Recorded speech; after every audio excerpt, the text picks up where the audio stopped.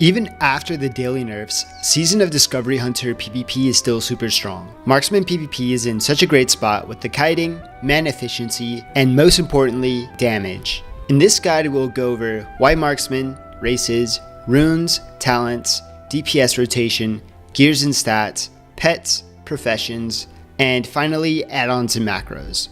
The problem with Marksman early on in Classic WoW was that pets did so much damage relative to what hunters could pull off consistently due to mana restraints of using too many abilities. Season of Discovery changes that to make hunters viably spam their abilities, giving hunters at 25 an easy way to burst down multiple players during fights.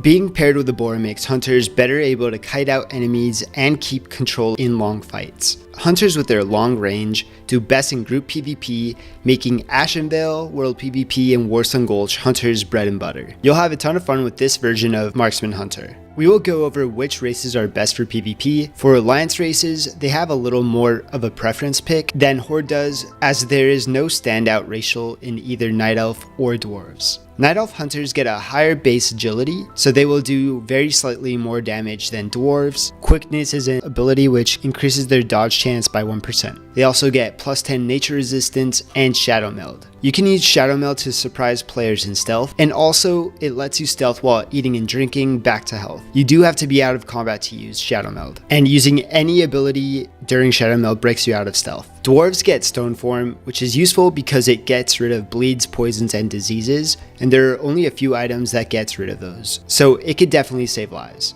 Frost resistance could help out a bit versus mages, and there really is not enough guns in the 25 bracket for the plus 5 gun skill to be useful. For Horde races, Orc is definitely the best Horde race for hunters because of their hardiness skill, which gives you a 25% chance to resist a stun effect. Axe specialization gives you increased axe skill, and I do recommend using two-handed axes, so this definitely helps. Command increases pet damage by 5%, and Blood Fury is only for melee, so it's okay, just not the best. I'd put Troll second because of their Berserking, which increases attack speed, and with lower health you get higher attack speed. Bow Spec increases your bow skill by 5, and we'll be using mostly bows, so this helps. Regeneration increases health regen. Tauren get War Stomp, which gives you a stun, Endurance, which gives you more health, and Nature Resistance.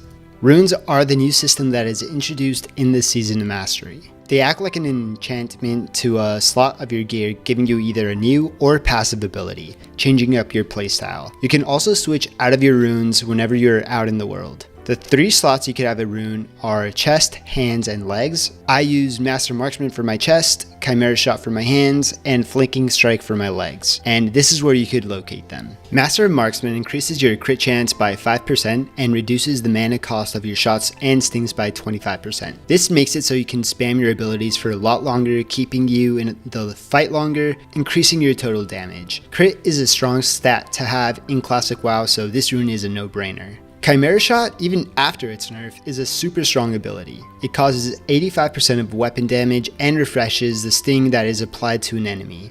If you have Serpent Sting on an enemy, it deals 40% of the total damage that Serpent Sting has caused. If you have Scorpion Sting, it disarms the target, which is very useful for defense in PvP when melee players are attacking you or your healers. Flanking Strike is a new ability that deals 100% of melee damage from both you and your pet. It then gives you a buff that increases the damage of your next Raptor Strike or Mongoose Bite by 10%, which stacks up to 3 times. Raptor Strike also has a 20% chance to reset Flanking Strike, and since Raptor Strike has a 6-second cooldown and the buff only lasts 10 seconds, it means that you only have 1 attempt to get the refresh of Flanking Strike. This means you always want to use Flanking Strike before you use Raptor Strike, in the hopes that you do get that 20% refresh. For talents, this is what I run, and I've been absolutely loving the gameplay. The first choice is between Improved Concussive Shot and Efficiency. I go with Efficiency because it stacks with our Master Marksman rune, giving us uptime in fights, which is something Hunter was lacking in Classic.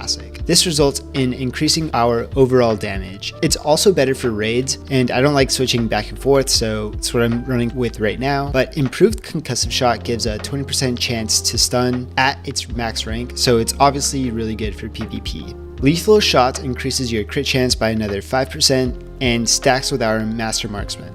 10% crit at these levels is a good reason why hunters are so bursty and have big DPS. Aim shot is a 3-second cast, increasing our weapon damage by 70, super strong in group PvP. It makes switching to a new target an easy way to catch healers off guard, and also bursts down kill targets so that healers have a hard time keeping them up. Hawkeye increases our range by 6, giving our ranged abilities a 41-yard range, helping us out with kiting, running down, and catching enemies, and again OP for group PvP. The last 2 points I put in humanoid slaying, which increases all damage caused by humanoid targets by 2% and also increases crit damage to humanoids by an additional 2%, giving hunters more damage against players. In classic WoW, auto shot will always be one of the top sources of damage. You want to auto shot before pressing any ability to take advantage of the dead time in between auto shots. Here's a general DPS rotation. You want to Hunter's Mark the target, auto shot, Serpent Sting, auto shot, Aim shot, auto shot, Chimera shot, and this takes priority to refresh Serpent Sting, auto shot, multi-shot, and then repeat. For gear, your stats, you want to prioritize agility over stamina. For hunters, every point of agility you get is 2 ranged attack power. You also get 1% crit for every 53 points of agility and 1% dodge for every 26 points of agility. 1 agility also is 1 melee attack power, which is why agility is the best for hunters. It makes us do more damage for melee and especially in ranged. Stamina is really good for PvP because it allows you to survive longer, which is the name of the game in PvP. If you're going to buy auction house gear, prioritize of the monkey gear because it gives you agility and stamina. Know that if you do buy it on the auction house, that not all gear have the same stats. Some are higher, and I've actually seen the ones with higher stats sometimes sell for cheaper than the same piece with lower stats, so pay attention to that. I also recommend using slow two-hand of the axes as well.